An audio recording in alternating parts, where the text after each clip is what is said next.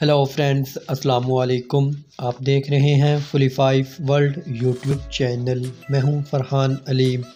तो फ्रेंड्स, आज हम बात करने वाले हैं पेल के डीसी इन्वर्टर एसी में जो एरर कोड F4 हमारे इंडोर की डिस्प्ले स्क्रीन पर शो होता है। तो फ्रेंड्स, ये एरर कोड हमारे एयर कंडीशनर में किस पार्ट्स के मिस या ख़राब हो जाने की वजह से हमारे इंडोर की डिस्प्ले स्क्रीन पर शो होता है। तो फ्रेंड्स, अगर आप मेरे चैनल पर न्यू हो तो मेरे चैनल को सब्सक्राइब करें, लाइक करें और वीडियो को शेयर करें।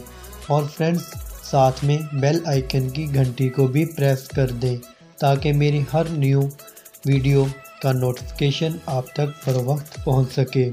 हाँ तो फ्रेंड्स, हम अपनी वीडियो को आगे बढ़ाते हैं बिना टाइम वेस्ट किए। हाँ तो फ्रेंड्स, जो हमारे पेल के डीसी इन्वर्टर एसी में जो एरर कोड F4 हमारे इंडोर की डिस्प्ले स्क्रीन पर शो होता है। तो फ्रेंड्स, ये एरर कोड हमारे आउटडोर में जो एम्बिएंट सेंसर, जिसे हम टेम्परेचर सेंसर भी कहते हैं, अगर इसमें फ़ॉल्ट आ जाए, वो सही से वर्क ना कर पाए, तो इस ही सूरत में ये एरर शो होगा। तो फ्रेंड्स, आप इसके सेंसर को, टेम्परेचर सेंसर को अच्छे से चेक करें।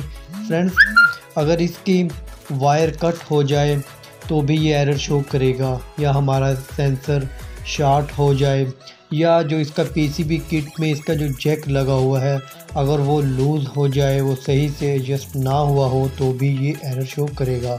तो फ्रेंड्स, आप इसके सेंसर को चेक करें या आप सेंसर को रिप्लेस कर दें, न्यू सेंसर लगा दें, तो हमारा ये एरर ख़त्म हो जाएगा और हमारा एयर कंडीशनर अच्छे से वर्क करने लगेगा।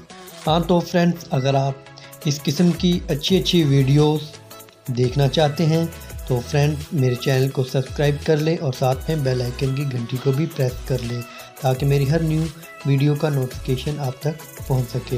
हाँ तो फ्रेंड्स, मिलते हैं एक नेक्स्ट वीडियो में नई मालूमात के साथ। खुदा हाफिज़।